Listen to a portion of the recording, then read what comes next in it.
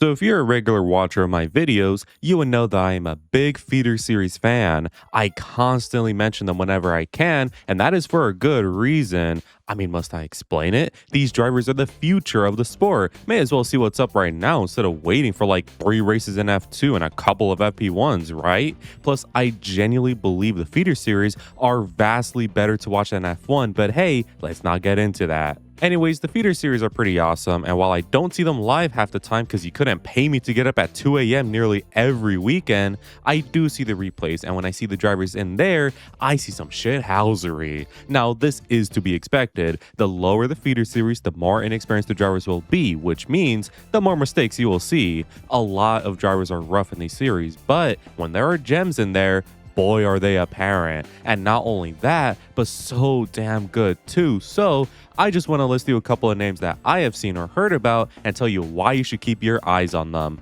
Again, these are the future drivers of F1, and if you play mental stocks with these drivers, then now is the time to invest in some after this video, because something tells me a lot of these drivers will make it up to F1 sooner than you think. Anyways, I will begin with the drivers you most heard of already and progressively get nicher and nicher, but before we do that, make sure to subscribe if you love children too, and don't forget to check out the Crash Happy podcast where me and 4 other idiots talk nonsense about Formula 1. So with that said, let's get to quacking now. See those clouds up in the corner? That's where the rain is coming from. Like I said, we're going to go from most known to least known, and in that case, let us obviously begin with the one and only Nikola Solov. Now, this will be very short since I made a video all about the Bulgarian Tiger, so if you want a real deep and extensive look at his journey, make sure to check that video out. Shameless plug aside, Nikola is a really sweet success story. His career started off good in Bulgaria, but once he got to the European Karting Championships, he was fine. It was clear he needed something more though, which he dug out of himself and started to seriously win. He was winning so hard, he got noticed by Fernando Alonso, and after participating in a race with him, Nikola got signed to his agency along with the Alpine Academy, which earned him a move to Spanish F4. There, he would be mightily unstoppable as he breezed his way to title victory, and from here, most drivers would do some more F4s or Formula Regionals, but Nikola was like, nah, give me F3 right now, bitches, and be amazed.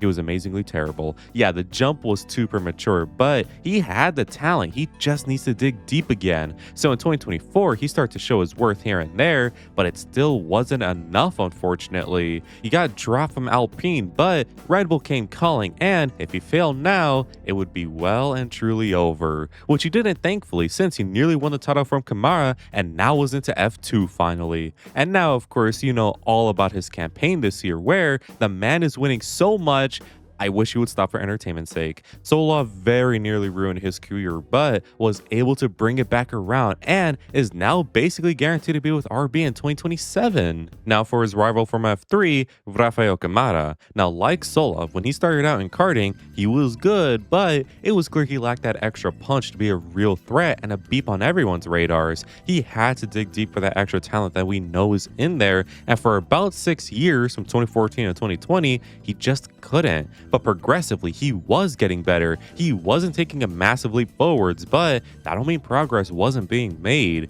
He did finish second in the FI World Karting Championship though, which did show to us that we weren't crazy. He did have some juice in that tank of his. He would then follow that up with a 3rd place finish in another prominent series, but come on, man, we know you're much better than this. And for 2021, there he was. Victory after victory. He was truly winning now and being very untouchable in these series. These victories earned him a very deserved Ferrari Academy placement, and something about Ferrari is they know ball most of the time. After 2021, he made the move to cars since duh, and his first series in 2022 would be the F4 UAE series, Italian F4 series, and the ADAC Formula 4 series. Now, where most newcomers have a quiet season just trying to learn the basics, Rafael said, I don't need that shit, and finished in the top 3 in all of them. In ADAC F4, he was also leading the standings for a while before his teammate Kimi Antonelli, I'm sure you heard of him, just won the fuck out of everything, harming Kamara's chances, but hey, at At least he was the only one sticking with Kimi.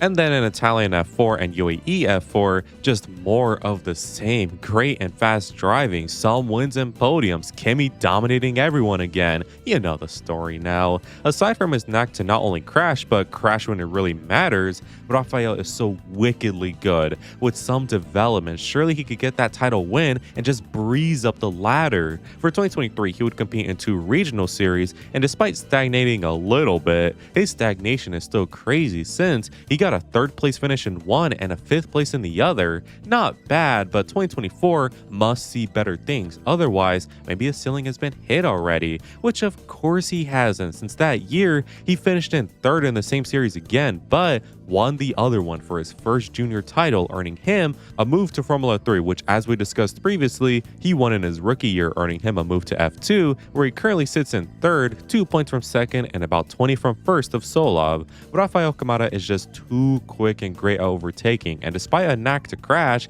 F1 is surely on the horizon. Really, if he just stopped having so many incidents, I would say his junior career is near or on the level of people like Antonelli. It's a shame, but when he is that good, how much of a shame is it really? Now for our next driver, this time moving into F3 territory, Ugo Ugochukwu. I'm sure many of you have also heard of Ugo, cause to be fair, how can you miss him? This guy's one tall motherfucker, but where you may think that is a disadvantage, luckily his talent is just as big to compensate. Ugo, unlike our previous 2 drivers, had a consistently good karting career, with his most successful year being in 2018, I'd say. However, his victory in the FI European Championship in 2020 is when everyone started to view him. And despite the pressure of F1 fans showing their open-mindedness by looking at a successful black driver and saying, "Oh, next Lewis Hamilton," Ugo is actually handling pressure like super well. Hell, he's not even handling it. He is basically immune to it, since this man has one job and understands it really well: just drive the best you can. So despite not outright winning every race, damn is he one consistent driver, and when your competition takes themselves out constantly, results come naturally. Plus, there's the benefit of just getting better by not crashing every time you hit the track. So for 2021, after some more karting promise, Ugo got picked up by the McLaren Drivers Academy, and for 2022, got his first move to cars at the age of 14. He would do a couple of races in ADAC F4 and Italian F4 that year, even getting a couple of podiums, but his main series would be British F4, where he would have one almighty rookie year. He would finish in 3rd in the standings, and despite not really challenging for the title, he would be Rookie of the Year, obviously, and showed some giant potential for McLaren to be happy with. 2023 would only bolster their hopes, since in Italian F4, which he for real participated in, along with UAE F4 and the Euro 4 Championship, he would win many races, getting 3rd in UAE F4, 2nd in Italian F4, and winning the title in the Euro 4 series. Naturally, Ugo made the step up to some more regional series for 2024, and where everyone was expecting him to continue showing greatness, he kind of fell off. He participated in 2 regionals and GB4, and his best standings finish was 7th, and only getting 1 win in all 3 of those series combined. Most drivers' careers would just flat out end here, but Ugo had a lifeline, and what a line it was. That year, he also won the Macau Grand Prix, which is an almighty achievement, and the PR that comes with that is insane. So despite the lackluster year, he earned a move to F3 for 2025, along with another try at a regional series. And despite finishing in 3rd for the regional, he would be a massive flop in F3 and only get like 2 podiums. He was so mid that McLaren even dropped him, and it looked to be over. But again, lifeline, there is an explanation for his results. Prema during this time were imploding harder than that billionaire submarine, and most of their drivers that year and last, which included Kimi and Ollie in F2 in 2024, were just bad. In fact, in F3, Ugo was the highest placing Prema driver. So for 2026 this year, he moved to Campos, and oh, would you look at that, he looks so much better now. All season long, he has been fighting for the title with Freddie Slater, and the 2 of them are giving us a title fight to remember. F2 is all but guaranteed next year, along with a potential Red Bull or Cadillac Junior Academy signing, so let's see how he will progress. Now for a driver I've been itching to talk about, Freddie Slater. Listen, I'm gonna keep his career pretty short since there is basically little nuance to it. This guy just wins. In karting, it was just win after win after win. Sure, he had some series where he didn't do good, but who cares, man? He got like top 3, and I want to say 52% of all series he ever competed in, which for karting is some superhero shit. So despite not even having an F1 team support, he doesn't need it really, which in the junior driver world basically means you're God. Max, I want to say, was the last guy to have that status, which should speak to Freddie's quality. Also, I would say Kimi as well, but Mercedes had him signed as a fetus, so I guess we can never find out. Anyways, Freddie's first car series would be some small ones in 2022 and 23, where he of course won them, by the way. And 2024 would actually feature the big league championships for real now. Well, big league in the junior leagues, of course. For 2024, he would compete in Italian and UAE F4 series, along with Euro 4, where he won both F4 series and came second in Euro 4. Okay, so why exactly is he so good?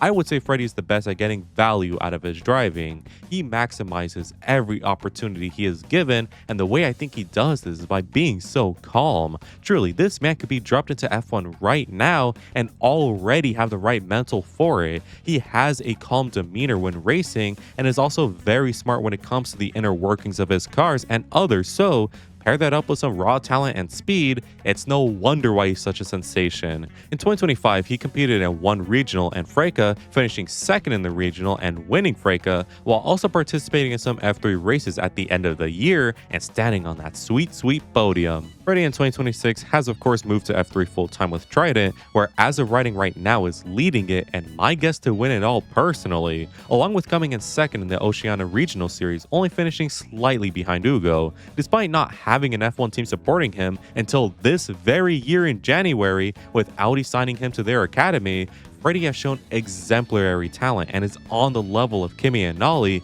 and hey, give it a year or two, I may even say the level of Max. He is basically guaranteed to be an Audi driver by at least 2028 given his trajectory, so please keep your eyes on him. Now for the drivers who I'm going to start to say most of you haven't heard of. Let's begin with the most notable name of them, Sebastian Weldon. If his surname sounds familiar, he's indeed the son of Dan Weldon, one of the most liked and respected IndyCar drivers from the 2000s, who also unfortunately died mid-race in 2011. It was so heartbreaking and such a gut punch for the sport, and Lord only knows how his family felt, but his son Sebastian is seemingly carrying on his father's legacy, since not only is this kid talented, but a winner too. His karting career wasn't full of gold or glamour, however, it was mighty consistent. And when you are consistent across multiple series featuring many different and great drivers, you get noticed. So despite not having F1 Team Academy backing, he does have the results and PR to move up the ladder, first entering cars in 2023 where he won immediately. Oh my god, what an amazing achievement, right? Well, it was for a series called the Skip Barber Formula Racing Series. You ever heard of the Skip Barber Formula Racing Series or the Team Skip Barber Formula Racing School? Looking past that, 2024 would be his actual start with some more small series here and there where he finished second and third, but also a UAE series where he finished a respectable 9th. Okay, that's all fine and dandy. When is he gonna race in the real series? Well, 2025 would be the year, since he raced in Middle East F4, Italian F4, E4 series, and the F4 World Cup, because that's a thing now. In all of these series, he demonstrated just some clean, consistent driving that, sure, while not the fastest, does earn him results. It's clear he has the pace to be much faster, it's just that he needs to get better at reaching it and staying there across a race distance, but it's not like he's doing bad with where he's at either. His most notable result was a 3rd place championship finish in Italian F4, and this result earned him some regional drives for this year. In the regional Middle Eastern Championship, he finished in 5th, while currently in Freca is sitting 2nd in the championship. So overall, Weldon is showing some good talent that, while unable to really unlock and stay there for good, is getting better by the year, and at this pace is looking real good for a much better 2027 and 28 campaign if I were to guess. Next on our list is a Belgian/Dutch driver named Dries van Langendonk, born in 2010. Jesus, if Formula 1 taught me anything, young Belgian Dutch drivers should be feared. And hey, would you look at that, my thinking has been reinforced. Dries is such a demon. Starting off in karts, he started off fine, which, by the way, fine for him is fucking insanity since in his second year he won a series already, and every year since 2019 has featured at least one series win, with many top 3 placements also being scored. But that's not even his best, since in the past 2 years he has been on such a tear. 4 series wins in a row, 6 in total. That's just since 2024. His most notable win, in my opinion, was his win in the FIA Karting Championship, since, well, I think the name gives it away. He also won the European Series in 2024, and yeah, I think you get the idea by now. In 2025, he made a move to cars for the first time in the F4 British Series, and competing in 9 in total, he got 1 pole and win along with driving decently well for most races. This earned him a full-time seat for 2026, but before we talk about his current campaign, he participated in the Formula Winter Series where alongside many other great drivers, won the series dominantly. Oh yeah, he's arrived. As of writing, Dries sits in first in British F4, and something tells me his 40-point lead won't be bottled. He is a serial winner, a true Max Verstappen phenotype, just so abundantly quick you have to ask yourself, how? Now, unless he rushes his way up the ladder, I genuinely think we could see Dries in the sport in 2030 when he is 18, since again, he is insane. His driving is defined by raw pace, raw overtakes, raw consistency. He, in my opinion, is Lewis Hamilton's and Max Verstappen's child from 2021. Told you that docking wasn't for nothing. Quite literally too, since Dries didn't have the best resources growing up, with his father having to work 3 jobs to pay for his career, and him, despite all of that, led to him being signed to McLaren's Driver Academy at 13, along with being signed to Max's agency for young drivers, with Max calling him the first kid he truly believes in to succeed to F1. When a kid has all of these parallels, they rarely disappear in the sport, and I'm so excited to see him very soon. Also, fun fact, he is one of the highest ranked iRacing players in the world, so maybe he is Max's child. Next up though is another good driver, obviously, KNB, short for Kei Nakamura Berta. Born to a Slovak father and a Japanese mother, this Brit is one wickedly talented guy, obviously. Born in 2007, his karting career was another good one, full of successes. Starting in 2018, he finished 4th in the standings in his very first series before going on to win one in the following year, and the success does not stop. So many top 3 finishes, it's incomprehensible.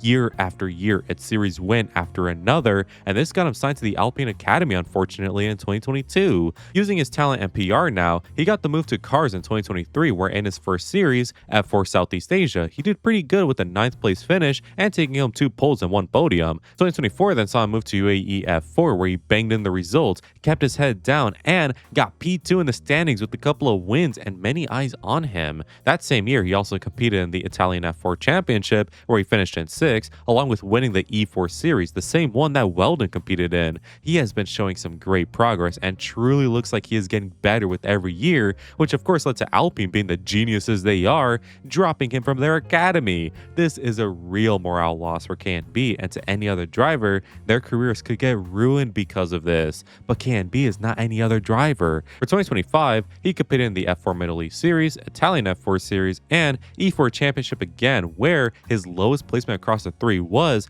3rd place, specifically in Middle East F4. He won Italian F4 last year along with the E4 series once more, and these results led to F1 teams being like, wait, why is he not signed with us? So Williams were the lucky ones who got him signed to their academy, and as of writing, is currently competing in FRECA, where KNB is of course leading it with a nice gap, along with winning the Formula Middle East trophy. KNB, while not dominantly winning every race, wins the necessary ones and rarely throws away his leads. When he gets into P1, while not being able to win by like 10 seconds and win 5 back-to-back races, he is able to almost guarantee he finishes P1 whenever he arrives there, and this consistency along with immunity to pressure is allowing him to cruise to title victories and top 3 placements. My guess is the previous 3 drivers I have talked about, Weldon, Dries, and KNB, are all but guaranteed for F3 next year, so make sure to watch their driving in 2027 and invest now so you get the day 1 status. Now for our next drivers, and these final 3 drivers are so young that our first driver, Kenzo Craggy, is in his first year of cars in 2026.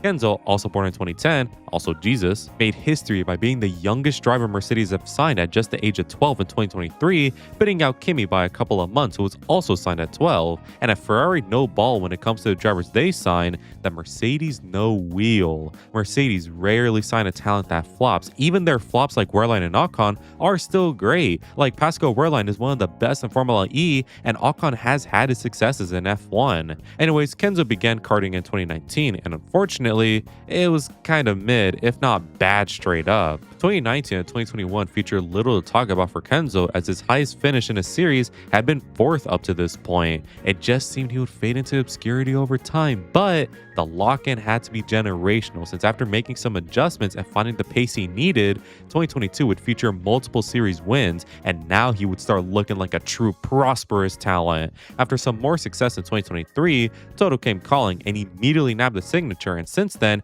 Kenzo has been a threat in karts. He does have an odd race here and there where he struggles to keep up, but most of the time is the benchmark everyone is trying to be, leading to him winning the Junior FI World Karting Championship. So after some more series wins, Cars is what's next, obviously, and his first series, again, which took place this year, was the F4 Middle East Series, where he finished a very, very impressive 3rd place with a win and a few podiums. And as of writing, the Italian F4 and E4 series have yet to be completed, but currently sits 7th and 1st respectively, and is looking like a bright future is all but guaranteed. Kenzo does need to iron out some inconsistency in his game, especially for his knack of crashes, but he has proven to have done that already, so give it a year or two, and I genuinely think that this kid can go to amazing places. His pace is just too quick to ignore, and with some much needed total interference, he will be a future star of motorsports.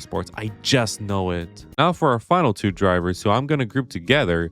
James, fuck you, I'm not pronouncing that name. I'm only like 90% fluent in English, despite what you may think. And Dean Hugendorn. Our last 2 drivers will keep short since, well, they're still in karting. James is another Mercedes Junior that Toto has recently signed, and well, he won Rookie of the Year last year for a reason. This kid has immediately showed the competition what a real dog looks like by taking many wins and series title victories, including a 2nd place at the World Championships in 2024. Now, of course, he has yet to move to cars, and his big ass should already be in cars. I don't know why Toto is waiting, but I seriously doubt he'll fall off the face of the earth, since what he is showing right now is absolute peak. And Dean is essentially in the same boat, since the 2 of them are in a tear currently in karts, Dean more so in my opinion, and it would be weird to think that they would fall off so soon. However, there have been talents in the past who have looked just as impressive, only to nosedive after being rushed up the ladder. A talent I always think about in relation to this is Gianluca Pitkov, who was a driver I started following around the end of 2019, and what I saw was a kid with so much potential. He was going toe-to-toe with drivers who we recognize today, and after a great 2020 season where he won Freca, instead of going to some more regionals or going to, I don't know, F3, he went straight to F2, and of course sucked ass there. Since then, he has been racing stock cars in Brazil, which is fine and all, but I really believe there is a world where he is still at least racing in Europe had he not been rushed up the ladder. So James and Dean are not immune to falling off, but given their current trajectory and the hope of no rushing, these 2 talents have too much pace for a bunch of 14-year-olds. They have a very bright future ahead of them. Now, despite me being done listing the drivers you should follow in the stock market, I didn't mention everyone I could have, and that's to be expected since there are too many great drivers right now, and not all of my favorites should be listed here despite how much it breaks me. If I really wanted to, I could have thrown in guys like Noah Leon, Ernesto Rivera, Theo McLaughlin, and Tuco Tappanen here if I was listing my opinions of favorite drivers, but I tried to look objectively.